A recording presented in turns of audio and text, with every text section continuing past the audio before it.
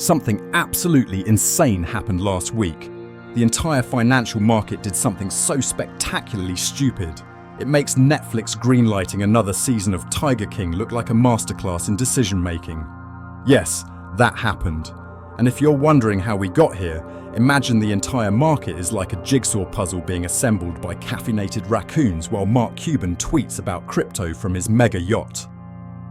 Tonight, we're going to talk about the global financial system, a topic that's somehow simultaneously incredibly boring and absolutely terrifying, like finding out your Tinder date's favourite hobby is collecting Victorian dolls.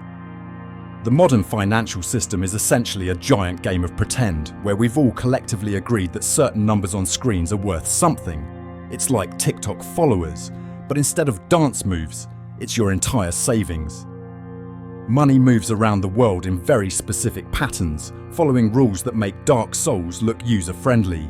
It's like a massive game of musical chairs, except when the music stops, someone has to sell their Peloton. But here's where it gets interesting. And by interesting, I mean the kind of interesting that makes your crypto-obsessed cousin actually stop talking about NFTs for a second. Markets move in cycles that are as predictable as a Marvel movie plot, just with less spandex and more spreadsheets. 1929, market panic. 1987 crash, 2000 tech bubble, 2008 housing crisis. It's like watching seasons of Game of Thrones. You know something horrible is coming, everyone can see it coming, and yet somehow we're all still surprised when it happens. The market crashes with the regularity of Gerald's therapy appointments. And just like Gerald's attempts at positive thinking, each time we convince ourselves, this time it's different. Speaking of Gerald, here he is, our resident market expert who has successfully predicted 47 of the last 3 market crashes and stress eats breadcrumbs while reading financial statements. Right now, we're living through what might be the biggest financial shift since humans decided that rocks with sparkles in them were worth more than regular rocks. And almost nobody sees it coming, except Gerald, but he's currently hiding under my desk muttering something about PE ratios. Meanwhile, in our What Rich People Are Doing About This corner, yes, that's right, while you're worried about your 401k, billionaires are building underground cities that make Gerald's panic room look like a broom closet. Let me explain why this matters using something we can all understand, pizza economics.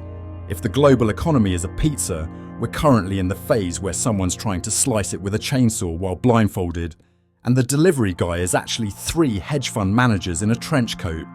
See, when everyone wants a slice of the same pizza, prices go up.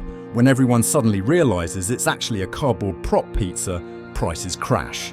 This is basically the entire history of financial markets, just with fancier words and more expensive suits. But here's why you should actually care about all this. These aren't just numbers on a screen. This is your money, your future, and yes, even your ability to keep buying those $7 coffees that you swear taste different from regular coffee. The market runs on 2 emotions, greed and fear, or as Gerald calls them, Tuesday and every other day. Right now, we're watching both emotions fight it out like 2 seagulls over a French fry.